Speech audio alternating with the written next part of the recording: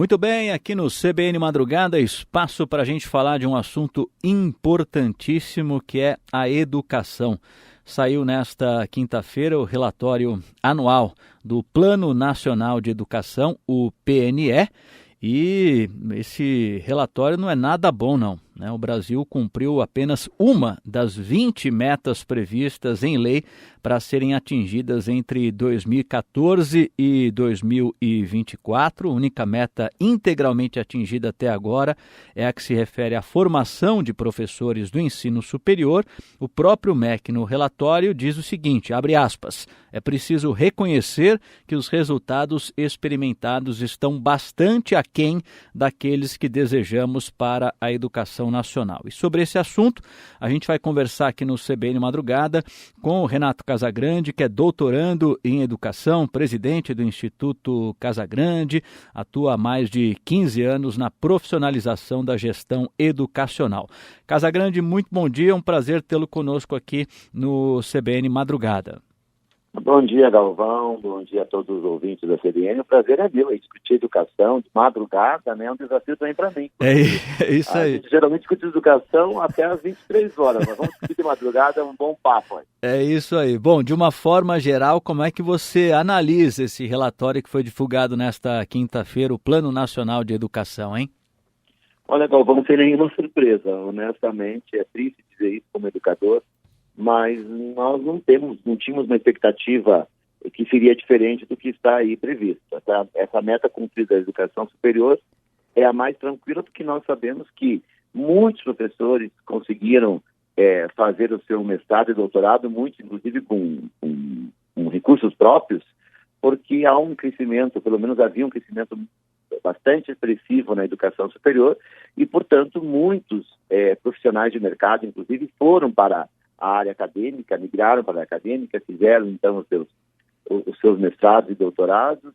Então, eu diria que nem seria nenhuma meta para o governo comemorar. E vamos lembrar que essa meta, ela também já foi atingida em 2018, quer dizer, de 2018 para 2020, a cada 2 anos que se faz esse levantamento completo, nós não mudamos nada, sabe? Então, não temos nada a comemorar, temos tudo a lamentar, e temos também e não tínhamos expectativa porque, infelizmente, a gente não via nenhum movimento.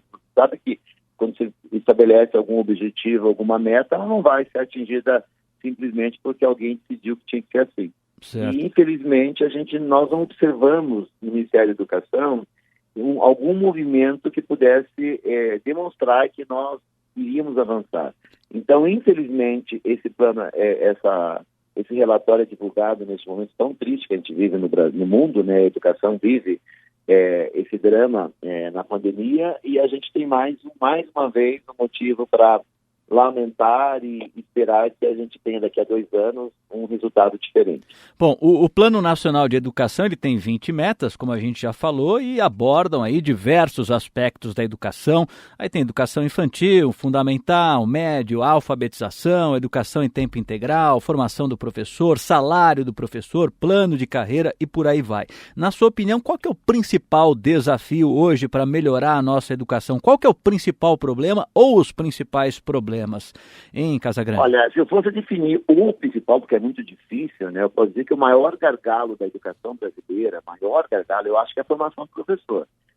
Porque se você não tem um professor preparado, bem formado, você pode estabelecer qualquer plano, qualquer projeto, que é difícil. Nós sabemos que a relação do professor com o aluno em sala de aula, seja agora no modelo híbrido, não presencial, remoto, que podemos chamar, ela é fundamental. Você pode investir em gestão, você pode investir em infraestrutura, você pode investir em tecnologia, mas é o professor que faz toda a diferença. E a gente tem uma formação ainda muito ruim. Há tanto a formação inicial, que é aquele aluno que está fazendo hoje pedagogia ou uma licenciatura, tanto também com aquele professor que já está na escola e que a gente chama de formação continuada, que também é muito precária, muito ruim. Então, a gente investe muito mal com relação à formação, mesmo nos programas de formação continuada. Temos ainda uma formação ruim nas universidades em geral, há pouco movimento para melhoria. Eu acho que a formação do professor está muito atrasada, muito fora da realidade da escola de hoje. Então, eu diria que é o principal gargalo. Aí nós vamos vamos ter um tempo a bater papo, eu posso discutir praticamente, a gente pode falar um pouquinho de cada uma dessas metas. Mas se fosse definir uma, eu diria o seguinte, olho na formação do professor, que se nós observarmos todas as outras, a gente não vai atingir se a gente não mexer nessa formação. E claro, quando falo formação, envolve a valorização do professor, envolve vários aspectos, aí o plano de carreira, todas essas questões que são discutidas e que é muito bonito no discurso, mas na prática de fato ainda deixa muito a desejar. Eu queria destacar um pouco mais essa questão aí da valorização do professor, né? Em que medida essa má formação tem a ver com a questão da pouca valorização que se dá para a carreira do professor hoje no Brasil. Eu já fui professor de ensino médio e eu lembro, né, de já ter perguntado, né, para os alunos, né, em sala de aula, eu dava aula para o 3º ano do ensino médio, quer dizer, o pessoal se encaminhando ali, se encaminhando para o vestibular, para escolher uma carreira, aí você perguntava na sala de aula assim, quem quer ser professor? Olha, de sala de 40 alunos, às vezes tinha 1 ou 2, no máximo. Corajoso. Né? É muito difícil. A gente vê, eu lembro, alguns meses atrás, saiu uma pesquisa que o Brasil é um dos países em que a carreira do professor é a menos respeitada. Ao contrário de outros países, todo mundo fala do Japão, né? Lá realmente, né, o professor ele tem, né, uma importância muito grande, que é o que a gente esperava que deveria ter também no Brasil. Na sua opinião, Renato Casagrande, de que forma essas coisas estão interrelacionadas? Quer dizer, não há interesse hoje da juventude em ser professor? Isso acontece porque não tem um plano de carreira, porque não tem valorização, porque o salário é baixo, né? E de que forma isso acaba também tendo relação com essa má formação do professor, hein? Olha, Galvão, acho que vários fatores que você citou aí, todos eles são fundamentais. Você foi professor, então você sabe quando você perguntava em sala de aula, eu também estou há 35 anos na educação, eu fui professor de ensino médio e eu lembro desde quando eu estudava, porque a minha primeira faculdade foi administração de empresas, depois de matemática. Então, mas eu fui fazer matemática porque eu queria ser professor, quer dizer, eu fugi de todos os conselhos sensatos, meu pai não queria que eu fosse professor, a minha mãe, que é professora, também não me aconselhava porque ele perguntava como que eu ia viver. Essa questão mesmo de olhar para o professor como um miserável, isso é muito triste, né? Como uma pessoa, ou como faz um bico, assim, preciso que alguém te perguntou já na vida, o que você faz além da aula, sempre foi tratado como uma profissão, ou uma profissão feminina para a mulher, que tinha um preconceito muito grande na minha época. Uma profissão feminina para a mulher que ia casar, meu pai dizia isso a minha irmã. Você vai casar, então você pode ser professora um turno só. Então, ela não é uma questão deste momento, dos últimos 10, 20 anos, é uma questão cultural. Só que a diferença é que a valorização, esse papel do professor na sociedade, ele era diferente, mas o professor ganhava mal. Não vamos aí florear e achar que a minha mãe, que foi professora, por exemplo, por 30 e poucos anos, ela teve uma remuneração boa. Ela sempre estava aí brigando, mas a gente... era um momento diferente em que o professor estava aí, tinha um status. Então, esse status compensava, talvez, esse salário baixo. E hoje a gente fala muito de salário moral, né? Porque o professor que se realiza naquilo a única forma de se realizar é com o salário moral. Porque o salário mesmo, não é só o salário, acho que é bom falar isso, porque tinha um artigo na revista Veja, se não me engano, publicado por Gustavo Iosta, que ele fez uma comparação de todos os salários da carreira inicial de engenheiro, advogado, professor, e todos que tinham nível superior. O professor já era abaixo dos outros. Geralmente, acho que nós estamos sempre em último ali, mas não é tão distante a diferença do piso do engenheiro para o piso do professor.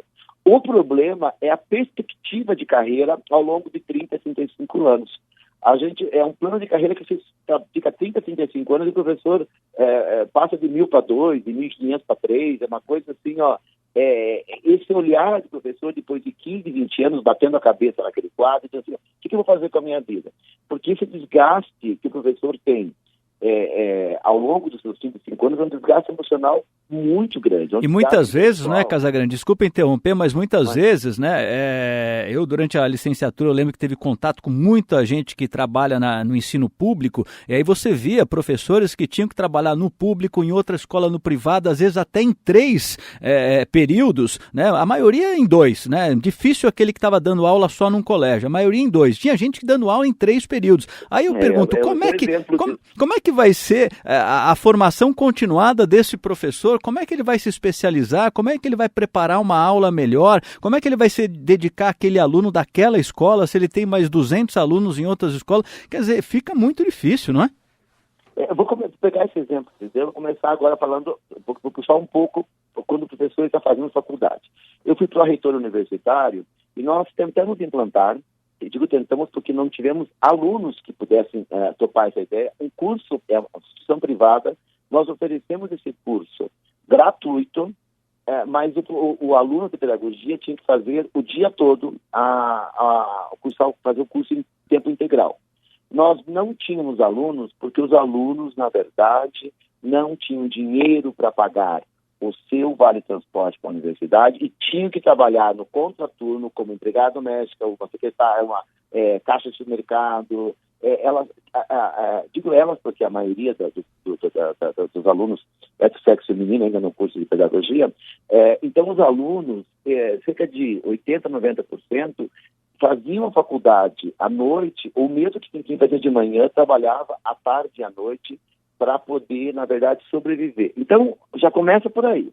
Ele não pode fazer um curso integral, ele não pode fazer um estágio, aí ele vai para a escola. Ele termina o curso dele mal, vamos ser bem francos, eu tenho várias histórias para contar de como que o aluno sai formado, e ele começa exatamente como você falou. Ele vai trabalhar em 2, 3 escolas, trabalhar manhã, tarde e noite, e vai trabalhar em colégio público, em colégio privado, e vai dar 2, 3 disciplinas, e vai correr para cá, e ainda tem que preparar a aula.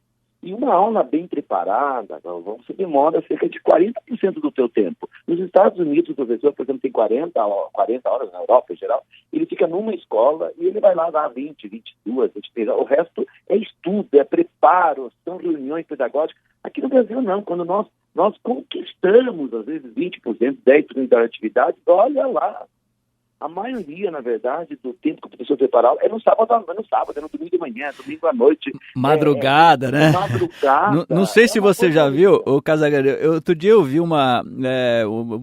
esse tipo desses memes que circulam, né, nas redes sociais de professores e tal. Aí tinha uma foto, assim, uma foto urbana, né, de vários prédios, assim, à noite, né, tudo apagado, e aí tinha uma luzinha acesa, assim, num prédio, né? Aí a pergunta embaixo, adivinha onde mora o professor? Né?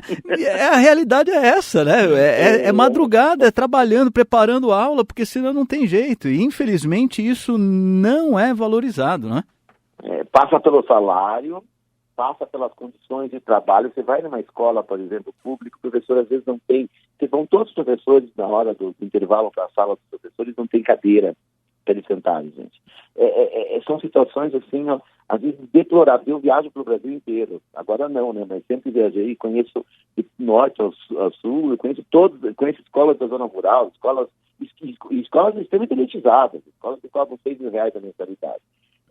Mas as escolas em geral, nossas, mesmo escolas privadas, tem escolas privadas e escolas privadas, a gente vê as condições de trabalho do professor são muito precárias, então tem o salário, tem a valorização, tem a formação, tem essa precariedade e tem também a falta de políticas claras, né, de governo, que a gente fala muito em valorização, e eu acho que até a gente tem falado bastante, bem mais do que antes. Inclusive, eu tenho falado isso com os professores, eu tenho até ficado um pouco mais feliz, porque eu vejo essa mobilização. Estou conversando com você aqui de madrugada de educação, você vai ver uma Folha de São Paulo, um Estadão, uma Globo, com Blitz do Jornal Nacional, não sei o que lá. Existe hoje um movimento da sociedade, pelo menos estamos abrindo os olhos de que se nós não mudarmos essa realidade que está aí na escola, passando por um professor mais bem formado, mais bem valorizado, nós vamos ficar aí discutindo sobre sexo dos anjos, sobre claro. Esse novo Brasil, que não vai mudar. Claro. E essa é uma realidade, né? A gente está conversando aqui no CBN Madrugada com o Renato Casagrande, que é doutorando em educação, presidente do Instituto Casagrande, especialista em gestão educacional. Queria abordar um outro aspecto com você, Casagrande, que é a questão da educação em tempo integral, que é uma das metas aí do Plano Nacional de Educação.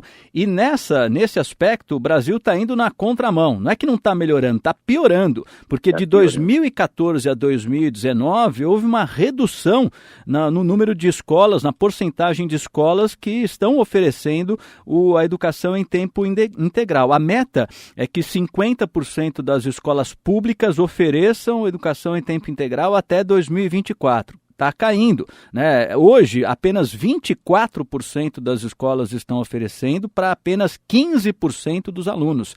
Então, a gente está na contramão do que deveria acontecer. Queria saber a sua opinião sobre a importância de se manter o estudante na escola em 2 períodos.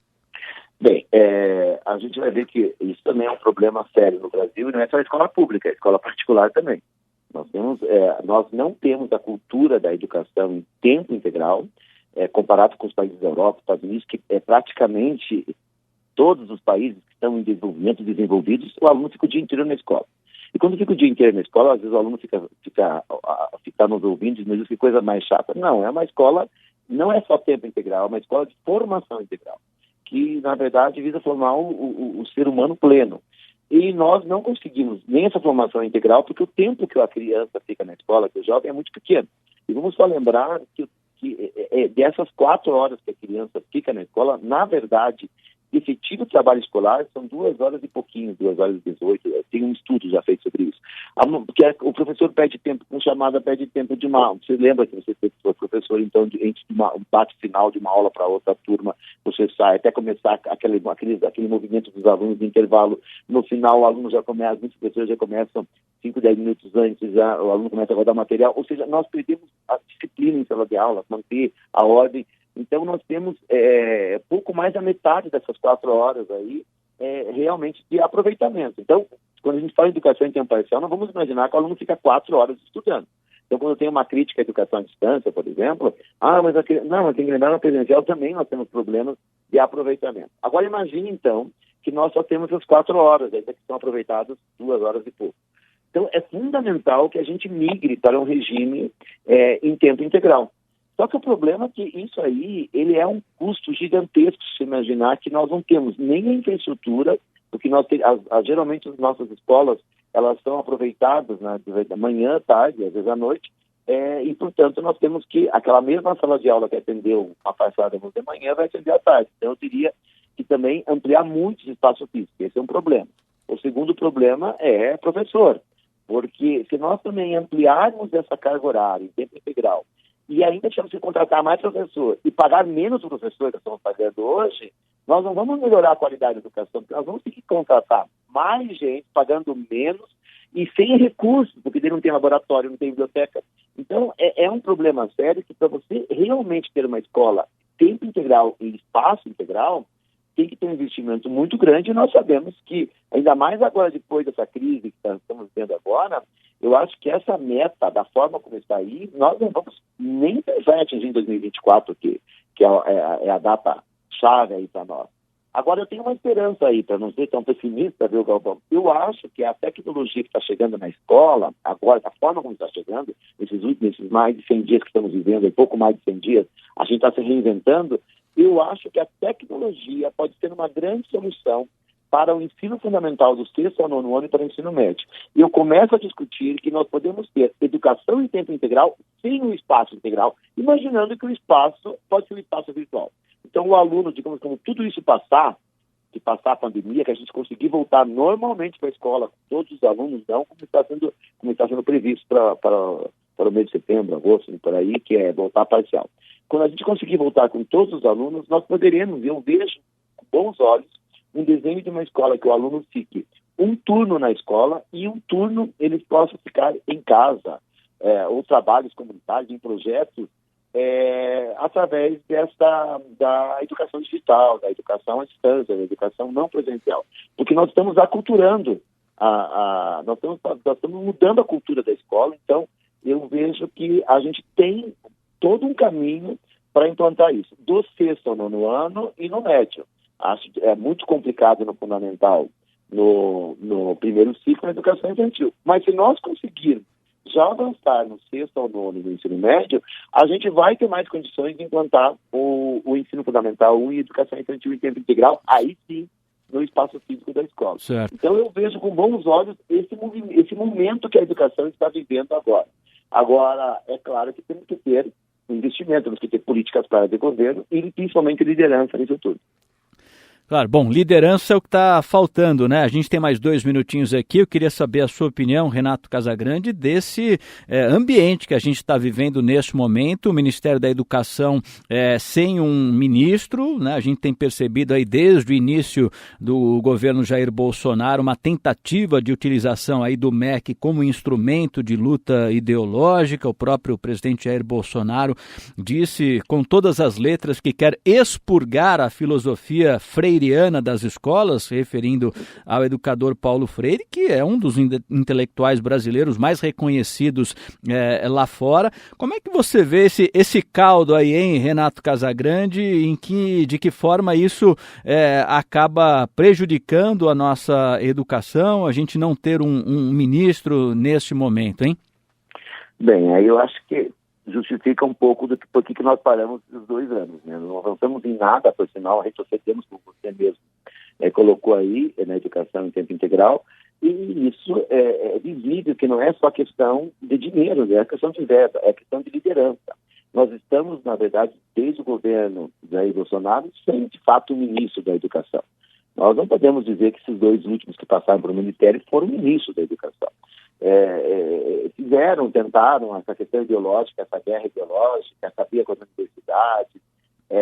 O que gerou isso tudo? Gerou que tudo aquilo que o governo propôs, ele primeiro não conseguiu cumprir e o resto não foi feito nada. Desculpe a expressão nada, né, muito pesado, mas a gente não sentiu nada, vamos falar em termos de impacto. Né? Graças a Deus nós temos aí as UNDIMES, que são a União Nacional de Dirigentes da Educação, o CONSED, que é o Conselho de Secretários Estaduais de Educação, o Movimento Todos para a Educação. Esses movimentos é que estão tocando hoje a educação brasileira. Não é o Ministério da Educação. Infelizmente, essa é uma realidade dura. E eu gosto de citar isso, porque não quero fazer nenhuma questão partidária. Vamos pegar 3 grandes ministros que passaram nos últimos governos, são de partidos diferentes. Eu vou pegar o Paulo Renato do FHC, do Fernando Cardoso, vou pegar o Fernando Haddad do PT e vou pegar agora o Mendonça Filho, que foi do DEM. Foram 3 grandes ministros, mesmo Mendonça Filho, num governo interino, do Fora Temer, tudo aquilo lá, conseguiu, na verdade, fazer em pouco tempo, no mandato tampão, naquela complicação que foi no governo Temer, a educação se destacou fantasticamente no governo do Haddad, como ministro da Educação, e o Paulo Renato. Então, veja que nós estamos praticamente no mesmo período que o Temer ficou no governo aí. E não tivemos o ministério. E agora o governo anuncia o Decotelli com todo esse problema que nós vimos e ficamos esperando, né? Quem vai liderar? E sabe que o Decotelli, quando foi anunciado, eu fiquei contente, porque pelo menos tinha um perfil técnico. Então, nós ficamos um pouco mais contentes, antes de saber dessa questão do currículo e tudo isso que aconteceu com ele, infelizmente, é um fato, mas a gente esperava que um ministro técnico conseguisse, pelo menos, se voltar para o PNS, olhar para a pandemia que está acontecendo hoje, que não tem uma liderança, dizer o que vai acontecer, cada estado, cada município, que é quase louco, a educação tem que ter uma unidade, tem que ter um direcionamento, temos que saber se o ano letivo termina em 2020, vai para 2021, nós não temos isso. Não temos uma liderança que diga para uma escola particular, por exemplo, o que você faz se os seus alunos todos estão indo para a escola pública e não tem vaga na escola pública. Então, os pais estão migrando para a escola pública, uma escola pública imaginária, que quando voltarem às aulas, nós não teremos a escola privada funcionando, que está quebrada, muitos quebrados não estão quebrando, e também não teremos a vaga. E não tem o Ministério da Educação de olhar para isso aqui, sentar com a economia e pensar, tem um fator econômico, tem um fator social, tem um fator de saúde, tem um fator educacional. Infelizmente, essa liderança não existe, e a gente sonha, Galvão, que o presidente esteja, nesse momento que estamos falando, ele esteja sendo iluminado, porque talvez amanhã se anuncie o próximo ministro, tem aqui algumas fofocas de bastidores, mas não é o caso agora, de nomes que estão aí ventilando, que podem vir a ser o ministro amanhã ser anunciado, e a gente espera que realmente desses nomes, pelo menos eu espero que seja, que o presidente esteja bem iluminado e pense um pouquinho na nossa educação brasileira. Muito bem, a gente agradece demais a participação conosco aqui no CBN Madrugada do Renato Casagrande, doutorando em educação, especialista em gestão educacional, presidente do Instituto Casagrande. Renato, muito obrigado, um bom dia e até uma próxima oportunidade, hein? Bom dia, Galvão, bom dia a todos, até uma próxima oportunidade. Eu que agradeço essa oportunidade de conversar com vocês.